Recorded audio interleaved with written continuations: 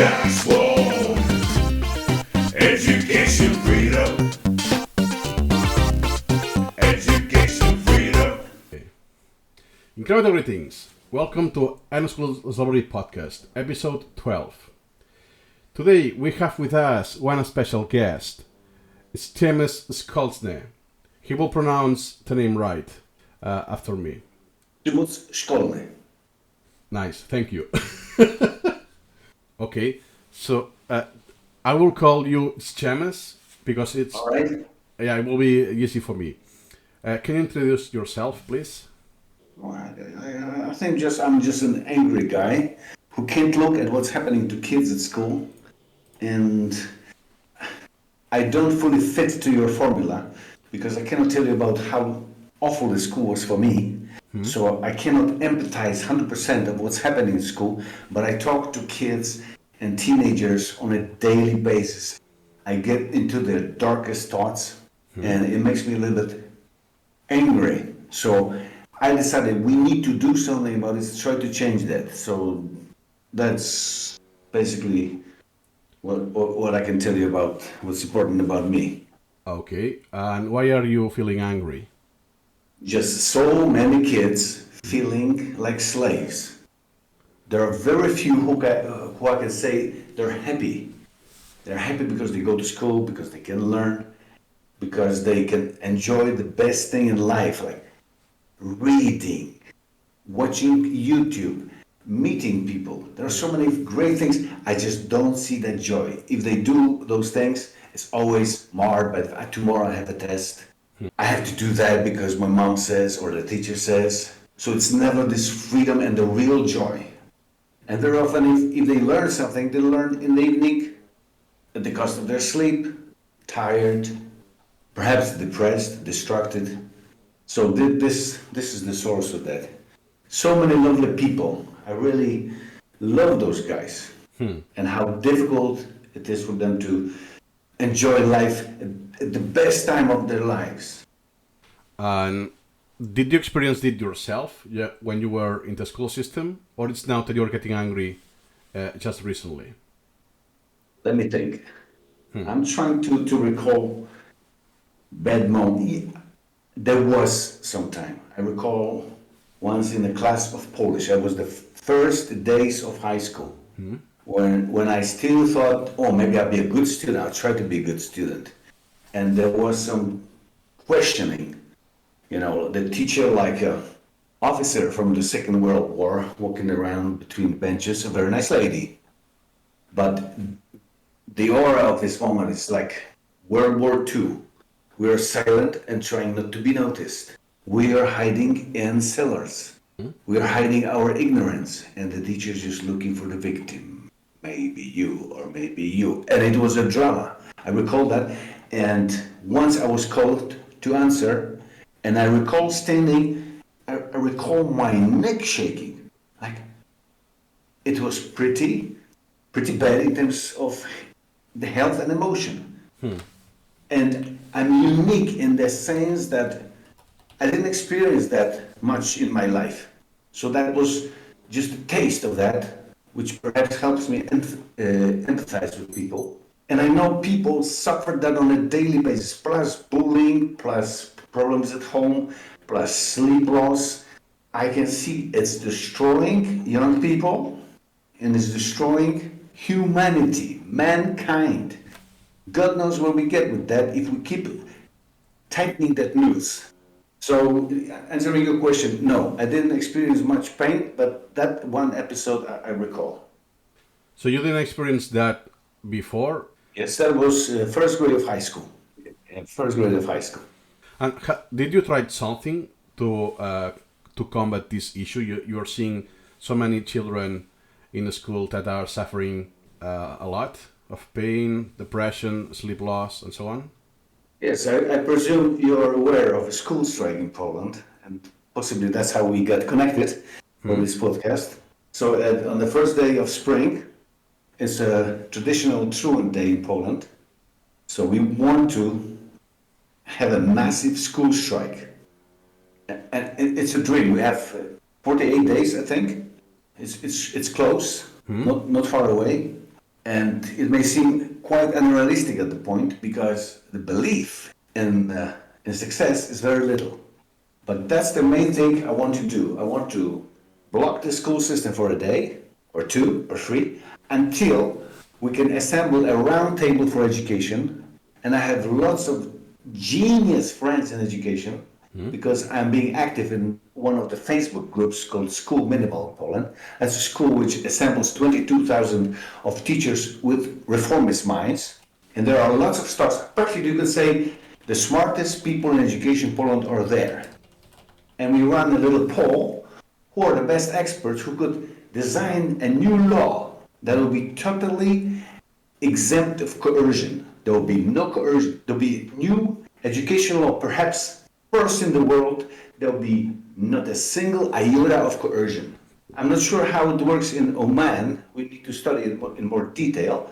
They have very relaxed approach to education, so perhaps saying first in the world would be an overstatement. However, the new law should be totally free of coercion. To be sure, we have real education. Now, in this new world, when kids can access information on YouTube, on Netflix, on computer games, we have a beautiful new world. Let's use it without coercion.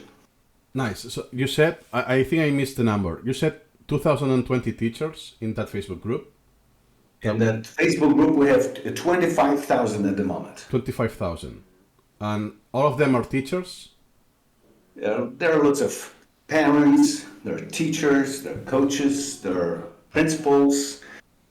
There are also students. Also Some students. students. Okay. Some students. And they are all like-minded, that they think that education should be coercion-free. Not entirely. Okay. There was a group that has been attracted by curiosity and they polarize the discussion. So there are people who oppose the mainstream and they come in just to do a lot of, polarization. So there are some guys who just make funny faces of all your messages.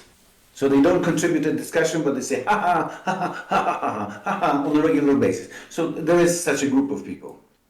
Okay. And in the group of reformists, you could say there are two main camps. One is the traditionalists who believe there must be some kind of coercion because kids don't learn if you don't push them. But I would say the most innovative, immersed with genius, is a group of people who just don't believe in coercion.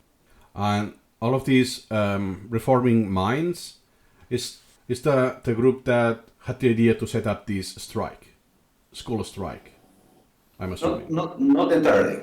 Okay. We set up a poll for best experts. Okay, a poll. And the poll gathered about 135 experts who this group believes are the best. If we ask about people who are not in the group, we didn't find. So whoever is important in education Poland probably is in this group. Maybe some scientists are not there. Perhaps some teachers less well known who are innovating in their own field are not there. It's hard to say, but you can say it's a poll of popularity in education at the same time. But the basic impression is this. The biggest brains in education Poland are in this group. They chose the cream of the crop, and in this cream of the crop now, we're trying to elect a leader who would condemn coercion on one hand. On the second, he could pick from the first list the best experts to assemble a round table and produce a non-coercive law. So let's say that you have the best human resources available in your country, right? For our country, that's my belief, yes. Nice. You decide to do this strike, a cool strike, that consists of not going to school? That's right. That will be the main form. However, we also have another poll on different forms of school strike, because we are aware some kids are so scared. They're scared of their parents, they're scared of the teachers. They will not strike. Those kids actually are most active at this stage. So those who are most scared are active now and trying to help. They're most enthusiastic about the whole change. So perhaps they will not be able to do much more than just to put a band on their hand on the day. But today, they're spreading the news, they're writing posts, they're connecting people, they're writing to celebrities, to political parties. So there'll be different forms of strike. Some people say they will stay at home. Some say they'll gather on the street. Some say they'll try to occupy the school, but this seems quite unlikely. So there will be many forms. And obviously, we have very low penetration at the point. I think the awareness, the group which is aware of the school strike beyond this reformist group, could be just about 10,000. So it's like perhaps 30 times too little to do real damage. However, we have a backup plan. We have a target school which could stop on a day and get into the news, mainstream news in Poland. Oh, I see. So we have a target school which we could theoretically block and perhaps overcome the fact that we are not well known among students yet. Yeah, that's a good idea because you will get on the news. This could go viral on social media and spread the message, even if just happen to just one school. Hopefully, yes, Not that's a dream. And you said that most of the kids are scared to join the school strike, which could consist of just not attending school that day. Yes, however, they almost unanimously say, I'm not likely, I don't believe it is going to happen. However, if most of my class joins the strike, I will join too. Some even say, I'm not sure I should do that, but if my class does it, I'll do it just to be with the group. So it's a herd behavior. That's right. Yeah, it's the same with one analogy would be with a restaurant. Is if you want to go to a restaurant and you see the restaurant empty, it's harder to decide to go and eat on that restaurant. That's right. Yeah. And you know that best because Spain is famous for great places to eat. Nice sunny streets. You make decisions depending where people are most nicely crowded, happy, drinking beer, enjoying the sun. Yeah, so we hope when we get this critical mass, perhaps there will be a change in this intimidation factor. Yeah, so now my question is, since you will have this herd behavior, you need first adopters of the strike. Do you think you have enough quantity of these people? You know, this is always a pyramid. So there are a couple of really, really enthusiastic, energetic guys at the top, and they try to drag more layers of student population. So gradually, we're moving from those top and energetic, enthusiastic guys to lower layers, and it's proceeding very slowly, agonizingly slowly, perhaps far away from giving an impression that this is going to happen.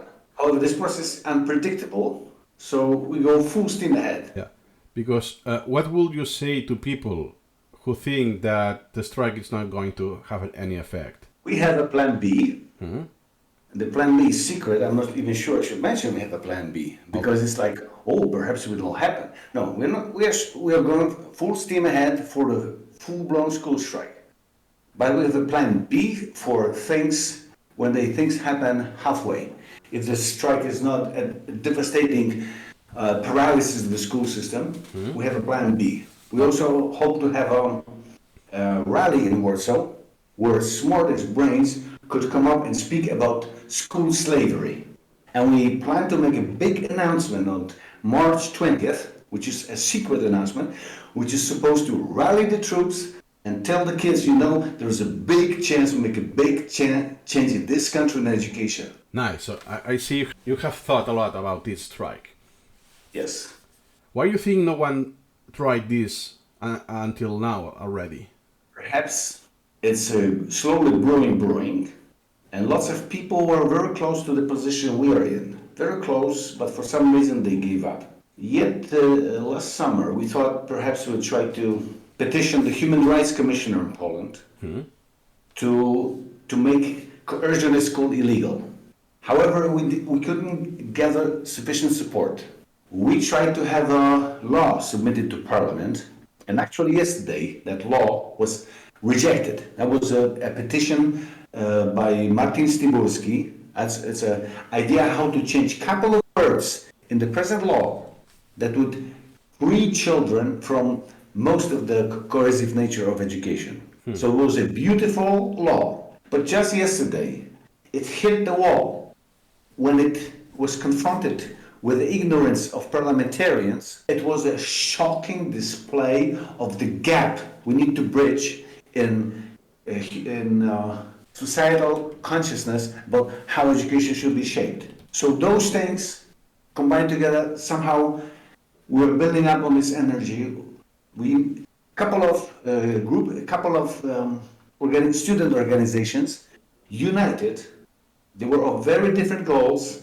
Some of them only marginally interested in coercion at school. However, we united those groups, and those groups now feed off each other, and the energy is building.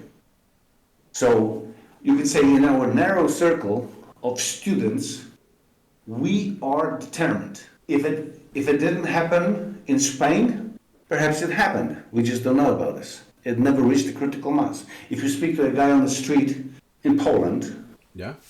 they will have no idea what's brewing. Those people in this reformist group, they probably, most of them know about us and what we are planning. Among students, in some locations, they also may be pretty well informed. Some locations in Poland. However, an average student, and there are 4.5 million of them, doesn't know about the school strike. As I say, we estimate at this moment about 10,000 people might know about school strike beyond the group of the reformist teachers. So that's just the very, very beginning. Yeah, exactly. It's starting to wheel, right?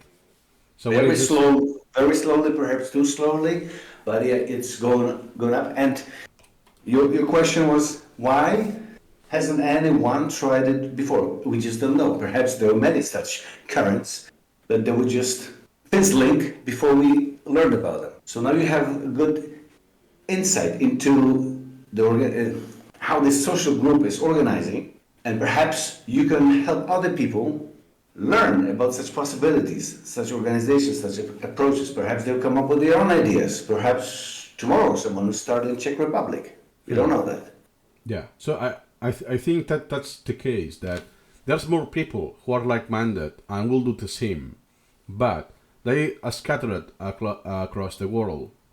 So it is almost an individual effort every time.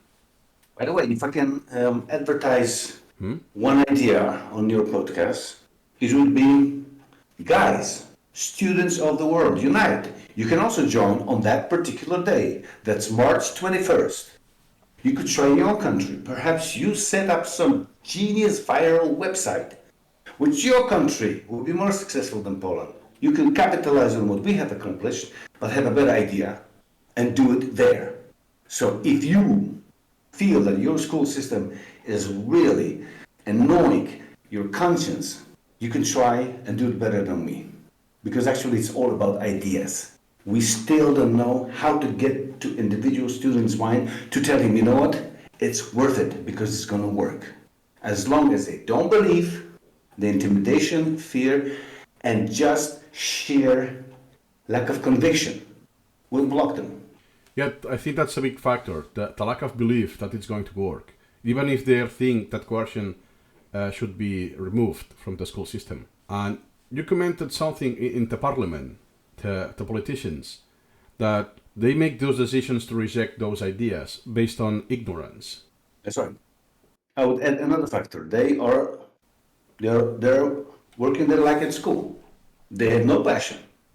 They pass laws. They read one petition after another petition, another proposition of law, and it's like school. They read boring papers. They have no passion for those things. They got a job, which they have to do. When we read the law, lots of politicians were, perhaps it's a rule that lots of politicians are coming in and out. They read their phones. They call people. They check their laptop. And it was exactly what's happening in this small meeting. That I had the impression they already had their mindset changing the laws.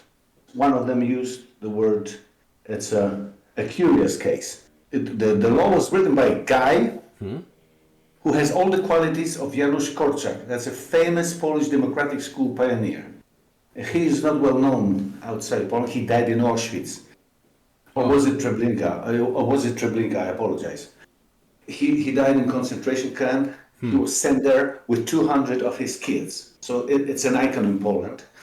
And I would say the guy who wrote the law has the intellectual and emotional qualities of Janusz Korczak. He wrote a fantastic law. And this law was read by people who have no passion and no understanding. They just say, that's so good, that's probably a stupid law. Didn't say that in those words, but that's how it sounded. Next point, please. So you think you cannot combat ignorance with dialogue? Because I think you already tried. That's right. Remember that there is a quality of the human mind that with age, it gets set on its own models of reality. So the older you get, it's harder to convince you. So it takes an extraordinary effort of openness and readiness to learn to change your models. If you try to explain a new model of education without coercion to people age 20, 25 or above, it's hardly possible. It takes just 5 years out of school before the old models set in and become unmutable. And people have no motivation to change what they think. Because if they have kids, they just send them to school. They have their own problems. Education disappears from their point of view. The only people who really care about education and think about this on a daily basis are students. They feel the pain, and this is the energy which can be used for change. The problem is they can't vote because in Poland you have to be 18 to vote, and by the time you are 18, you're already free from school obligations. So the overlap between the conscious thinking about changing the school system and the freedom is very little. So you can't hope that elections will be ever run by thinking about education. The politicians always speak about change. They change one thing. It's like, putting a lipstick on a pig. The same old pig, you add a little bit of lipstick, looks better, and 10 years later there's another reform. They change the lipstick from blue to pink. That's the reform of education. Yeah, it's such a good analogy. Yeah, that's a good point you mentioned. So that people who are suffering the consequences that are in the school system cannot vote.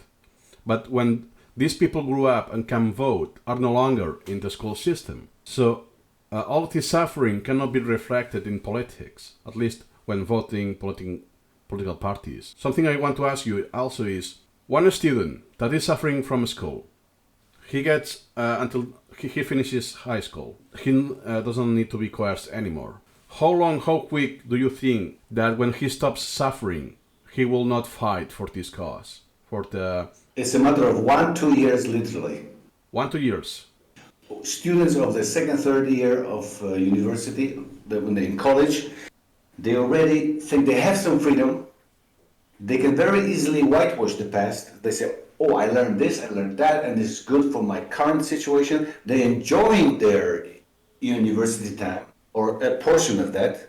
So very easily they whitewash. Some of them will have a negative model, but that's a minority. Those who say, oh, I'll forever fight for children. My children will not go through this. Those committed fighters are a small minority. Those who remember, and actually I watch your podcast and you're one of those beautiful people who suffered at school, who recovered entirely, and now doing great thing by promoting this podcast, this side of yours. That's doing fantastic job. But you are in a tiny minority, and thank you for that. Yeah. Going back to the subject is the cool strike should be directed by students, right? Not adults. That's right. However, there is a problem of competence. There are many aspects of organizing this kind of event that requires some kind of competence and influence and power. Say you need to pay for adverts, for billboards, for leaflets, for posters. There are many things which children can do, and actually the wave of discontent spreads faster among adults, and it's also a matter of competence.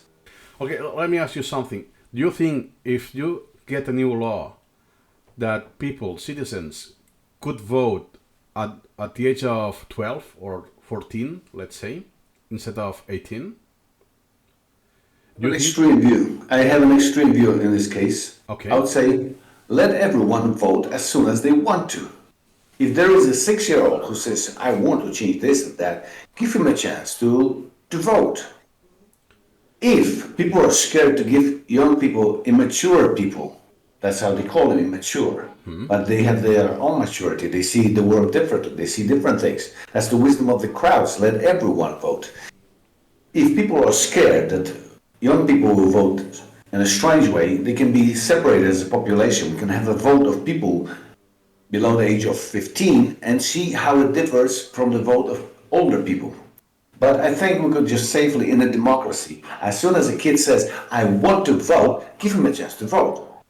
I totally do not see why this wouldn't work. Yeah, I see. Because when you say democracy, but this democracy doesn't let underage people vote, do you consider this still a democracy or a flawed democracy? It's a flawed democracy, definitely. I have a friend who is very active in the school strike. He's 16. He decided he will not go to school anymore. So he started his strike a couple of months ago. His parents threw him. I mean, they behaved so badly with their coercive methods that he ran away from home. Practically, he says he felt like he wasn't welcome at home. He ran away from home. No money, no chance to get a job. Luckily, we find an accommodation for him. He is now actively participating, organizing the strike, organizing the rally in Warsaw. The kid can't work legally at the age of 16. They almost all kind of job he got problems. He needs to verify his school, his parents. So practically he needs to find the right people to get any job, and obviously he will be abused. He will never get full salary. Yeah. Everybody will try to use a young man who needs to hide because actually the police is searching for him. Oh, wow. So he needs to hide. So everyone can abuse him. Luckily, we have an accommodation for him. He's very active. He's very happy at the moment. Hopefully, he'll be happy after the day of school strike, and then things will change. For him, at least. And why you think that, now I'm generalizing, but most of the countries doesn't let underage people to vote? Why do you think that their reasons? There is this old myth which says prefrontal cortex develops at the age of puberty. There are hormonal changes at puberty, we know that, and the brain accelerates in development, but acceleration is no excuse for discrimination. Kids develop in a very similar way to adults, and perhaps even their adaptation capacity is better than adult capacity. The only problem is they start from a lower level. So when you're newly born, you can't walk, you can see, you can hear. And you can say you can't vote because you are not aware of the concept of voting. However, this is a linear process. I see no reason why there should be specific numbers set on human development that would give you a right to vote or, say, drive a car. We could just have a driving license test. If someone is 12 and he can ace it, why not? Because you don't have the criteria, the chronological age, but the skill set that person has, right? Yes, what is worse, if you have no schooling and people will develop in diverse ways, some will be YouTubers, others will be footballers, yet others will be musicians, people will develop in diverse ways, the differences will be the spread will be even wider. So someone may be ready to vote at the age of 8, another one will be immature at the age of 30, and someone will never vote in his life just because of personal differences. And these are not necessarily personality differences, it's the differences because of how people develop, to which niches they adapt to, and which interests they develop in the course of their lives. So therefore, I think the school strike has a greater impact. It's just not about the school or how the school is run politically in the country. So I think that the issue with questioning schooling is more disruptive. It's not just about the school. It's how adults think about kids, about underage people, that they cannot think about themselves and make meaningful decisions by themselves because they are immature, quote unquote. I would say it goes even one step further. If you release people to develop naturally, to adapt to their environments and their interests, you will see a totally different society. There will be a happier society, smarter society, more coherent society, and that's a paradox, because you won't be able to develop polarizations due to large streams of unified thought. So this is a happier, smarter, stronger society. That's what we can have if we just release kids, stop damaging them in the course of their early development. And to initiate this, you want to start with the school strike. Yeah, that's one of the powers that drive the school strike. We see the vision of a better society, and there are a lot of us, smart educators, who know that this is the right way, and gradually we gather support. One of the guys who you know is Peter Gray. Yep, Peter Gray. He expressed, I think it was even a podcast you organized or one of your friends. Yes. He expressed support for the school strike.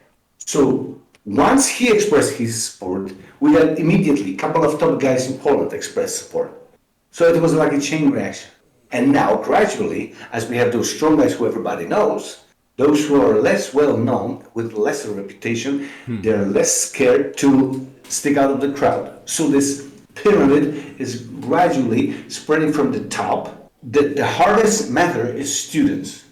There is lots of negative energy. They want to be free, but at the same time, they're intimidated, they're helpless, they do not believe in change. So we could say that in that pyramid of chain reaction, the students themselves would be the last layer. It might be the last layer, however, this is a process which has many parallels, so it's a kind of network. But if you try to organize this network in your mind as a model, this could be a sort of pyramid, yes. Educators at the top, brave parents, and gradually to a lower level, rebellious students, but the biggest mass should come up March 21st. This would be 21st. March 21st. And I have one last question for you is, usually when we say strike, the word has like a negative connotation. But you said that the goal, the objective, it's absolutely positive, is to get a better society and a happier society with coercion-free system. Yeah. Do you think that using the language, perhaps you get some degree of prejudice, of bias? Oh, it's a strike. That is about violence, like the Capitol in US. Oh, and they don't want to intervene. The thing is that we need to operate in terms that people understand. School strike is the right term which people understand easily. We can also say a revolution, but we also use the term of slavery. I think your podcast is even called slavery. Slavery. Kids are in kind of slaves. They need to work for many hours per day, nobody pays, and nobody asks them for permission. Someone controls their lives. So we use the term slavery. Lots of negative terms around it. However, we try to build this positive vision. After that, there's a round table. And you may not know, in Poland, the concept of round table has very positive connotation because that's how communism ended peacefully. There was no bloodshed. Communists and opposition and freedom forces sat together at a round table and decided a better future. So it was a beautiful transition point from rigid communist system to the era of freedom in Poland. That's exactly what we plan to do, metaphorically also, to use the round table as a transition from the period of school slavery to a period of freedom in learning. We call it even student emancipation, just to refer to Proclamation of Emancipation 1862. Student emancipation. Do you want to add something that I haven't asked about the strike? I think it could be a historic event, in a sense that if we succeed, it's going to be a guaranteed chain reaction around the world. Because this is such a positive, such a good thing, that all students in the world will say, yeah, if they could do it, why don't we? They will have a formula, they will have an algorithm. And perhaps even if we fail, as long as the news spreads, there was this attempt, and it came so close to fruition, so close to changing the law, then others would try to follow. So this explains the importance of this moment.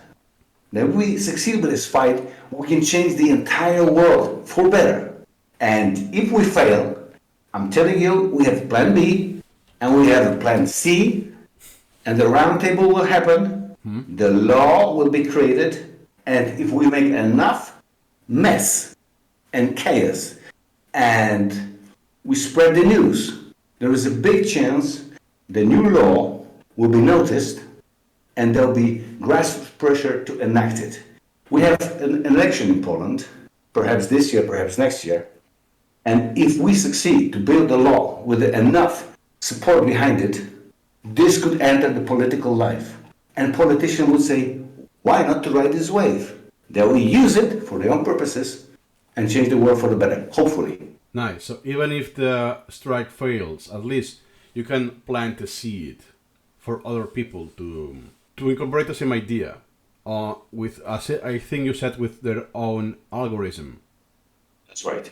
Yeah. But this seed is one thing, and the new law is another. So the seed for others, students in other countries, that's one thing, positive outcome of failed strike, and the new law is another positive outcome of a failed strike. And when the strike succeeds, sunshine in Poland. The best spring ever in Poland. So this could be, in the future, this could be as one historic milestone that could have this title. I say this is what drives us.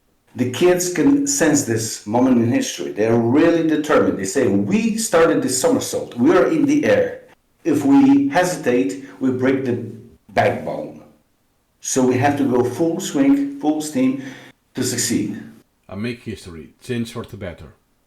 Exactly. Nice. Something you want to add? Greetings to all students in the world. Students, remember, the old system is wrong. You are right. If you feel the pain, you are right. They are wrong. Those people who oppress you, they are wrong. Your intuition, trust your brain, your intuitions, and we'll change this world. Yeah. What's important is that we join forces. Yes, together, across political spectrum, from left to right, all races. Okay, so a big thank you to Przymus Szkolny.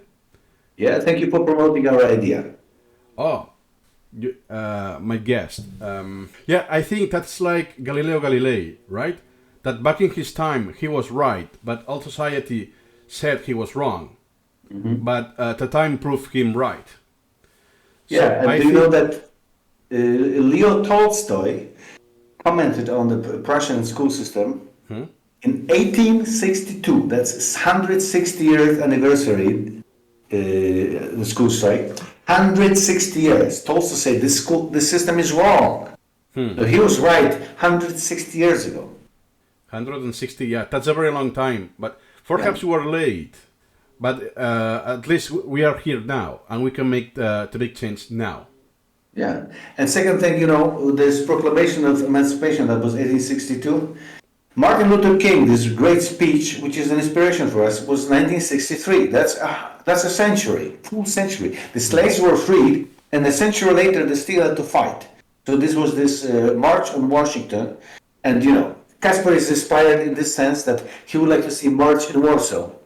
Except obviously we don't have these organizations who could join in such a short period of time, so it won't work like that. But that's the inspiration. The slaves had to work 100 years to make a dent in the law. So yeah, so thank you for attending this podcast today, sharing this with us, the school strike idea, because I think that it's just the beginning. It's a lot more than what we can get from this episode. So feel free, if you're seeing this or listening to this episode, feel free, and if you think that coercion should not be used in the school system, please join the school strike, even if you're not from Poland, because this is international. This happens in any country and almost in any culture.